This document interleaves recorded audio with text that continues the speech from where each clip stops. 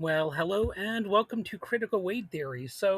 This is a review that's been on the back burner for a little while, including because Spotify was down for a day, so I was not able to record anything during that time. And what do you know, this review got placed even further back on that back burner, but here I am talking about it now. So, today I'm looking at Speech, the fourth and final album by British progressive blues rock band Steamhammer. And it's a little bit quirky how I arrived at looking at this album. It's because I did a review of the rapper Speech's album titled Speech, and in the disambiguation notes, they had this album listed as another album titled Speech. So I was like, you know what? I'm going to check this out. And you know what? I'm kind of glad that I did because I was introduced to a new band that I don't think I had heard of before. And it's one of those things where maybe I did hear about them, but it could have been in one ear and out the other because I've heard of a lot of different bands, but obviously I'm not going to ever get around to hearing all of them. So what about this album? Well, it was released back in early 1972 on the German Brain label, and it is said to have marked a dramatic transformation for the group, abandoning much of their blues rock foundation in favor of a darker, heavier, and far more progressive rock sound.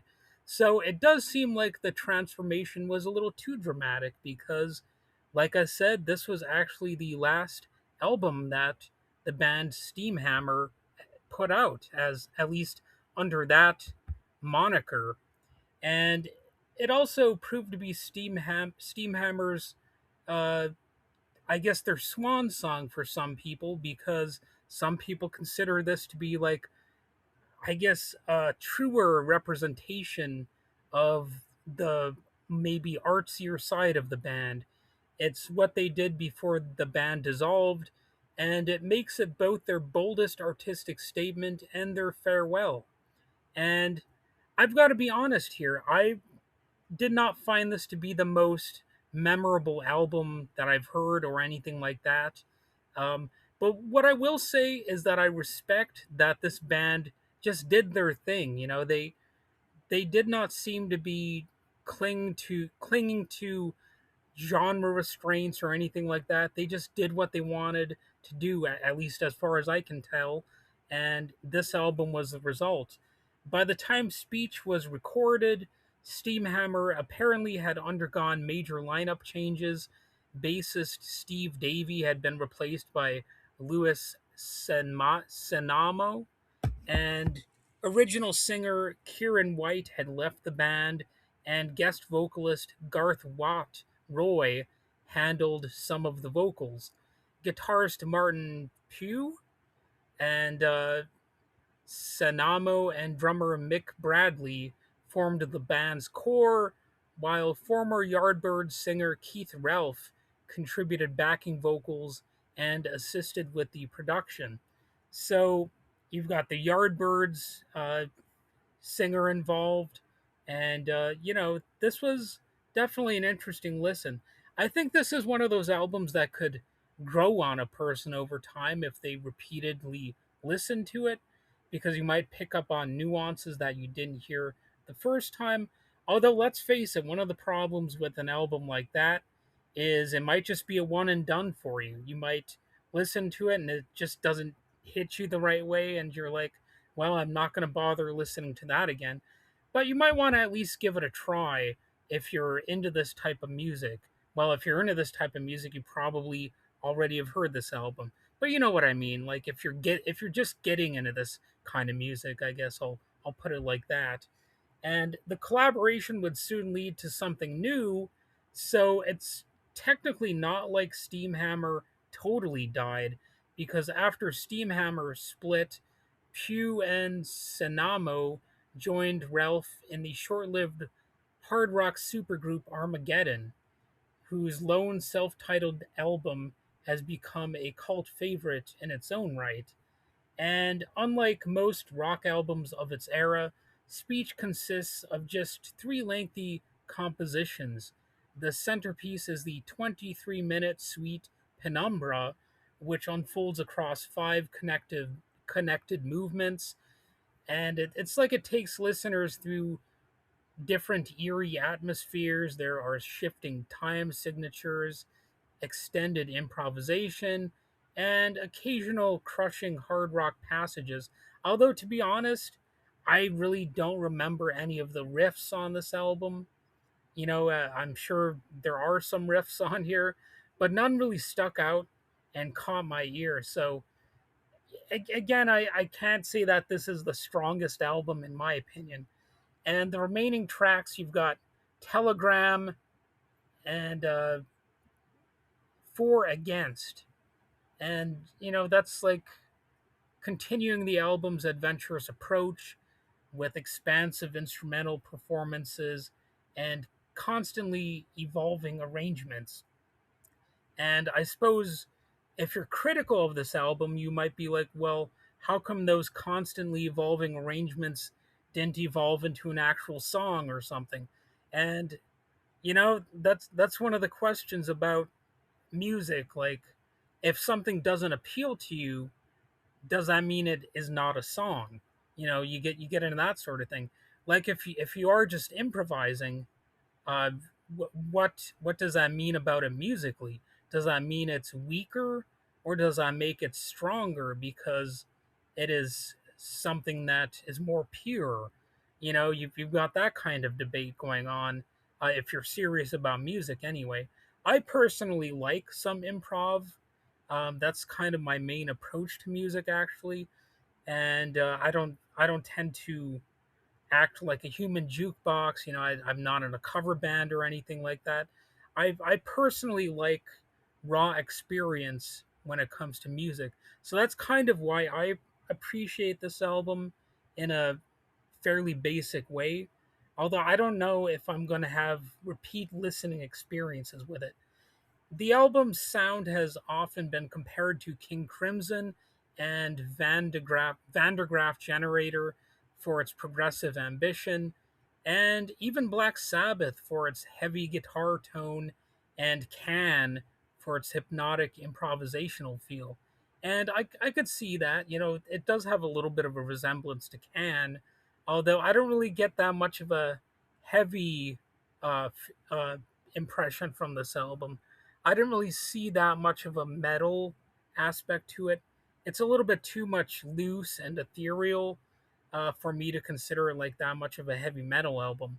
And there's some expressive guitar playing and melodic bass work, and those are some highlights throughout. If you can detect those parts, that's one of the things you've got to. This is an album you kind of have to pay attention to in order to fully appreciate. It's not going to be good for background music or anything like that. You might want to put on headphones if you want to get into the best aspects of the album. And Speech's riffs, or one of Speech's riffs, would later reappear in Armageddon's Buzzard. From what I understand, I still haven't listened to Armageddon, but apparently they did take one of the riffs from this and put it in there. If I'm incorrect with that information, go ahead and let me know. Uh, but there's a bit of a distinct and direct musical bridge between the two bands, then, if you think about it that way. If they're taking some of the riffs or some of the other elements from this album and kind of plugging them into the other album. And sadly, the album was created under some tragic circumstances. Drummer Mick Bradley apparently was suffering from undiagnosed leukemia during the recording sessions. That's what I read.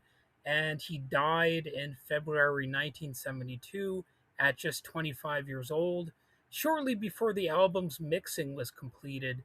So, Speech was dedicated to his memory, and his inventive, powerful drumming remains one of this album's defining strengths. And when Speech was released, its radical change in direction divided critics and fans. Some admired its ambition and the raw musicianship, others missed the band's earlier blues rock sound and Kieran White's distinctive vocals. And commercially, the album was unsuccessful, as you might expect, and Steamhammer soon came to an end. So, over the decades, Speech has earned a devoted cult following, so I'm not trying to insult those cult members by my less than stellar review, my less than glowing review. I was going to say growing review. But, I'm just being honest here. This album didn't fully grab me, it didn't have me fully ensnared, and many modern listeners now regard it as Steamhammer's artistic peak, praising its adventurous songwriting, the expressive musicianship, and the seamless blend of progressive rock, blues, jazz fusion, and some elements of proto metal. Again, I don't hear those so much in this album. Maybe I was just being like uh, silly and I just wasn't able to hear it that much, but I didn't really hear much of any metal aspects to this album. And reissue labels like Repertoire and A Karma have helped introduce this overlooked album to new generations of fans. So if you enjoyed this uh, heavier side of early 1970s progressive rock, Speech deserves a place alongside albums by Leaf Hound, Atomic Rooster, and Captain Beyond, as well as Armageddon's self titled debut. And of that list of artists, the only one that I've listened to was Atomic Rooster. Just to be honest, I don't want to give you the false idea that I'm totally immersed in all of these different bands, but I have listened to Atomic Rooster before. So this may not be as famous as those other records that I just mentioned, but it's every bit as adventurous and potentially rewarding if you're into this kind of stuff. So Steamhammer never found widespread commercial success, but Speech stands as proof that artistic ambition often outlasts chart positions because people still come back to this kind of stuff. They see it as like more of a true representation of musical artistry in some cases, because they weren't chasing chart success with this. They were trying to be more purely expressive and artistic. And I gotta say, sometimes that can hurt an album. Sometimes that will keep you off the charts, and you won't be a Billboard top 200 artist if you're doing what you want to do sometimes. That's one of the dark sides of music. And more than 50 years after its release, this remains one of progressive rock's best kept secrets, and for some people, a remarkable final chapter for a band that refused to stand still. I'm sure there are some people out there who actually much prefer their other material, but some people, they do think that this is actually their greatest work. Well, thanks for listening. Hopefully, you don't feel too insulted. That wasn't my aim for this review. I'll see you next time as I explore some other overlooked classic from rock history. And, I've got an ever expanding list of those. And not just rock music, but from all sorts of different genres. And I do movie reviews, TV show episode reviews. I also talk about politics and society, basically anything that seems like it's worth talking about at the moment. Anyway, have a good one, and I'll see you in some different episode.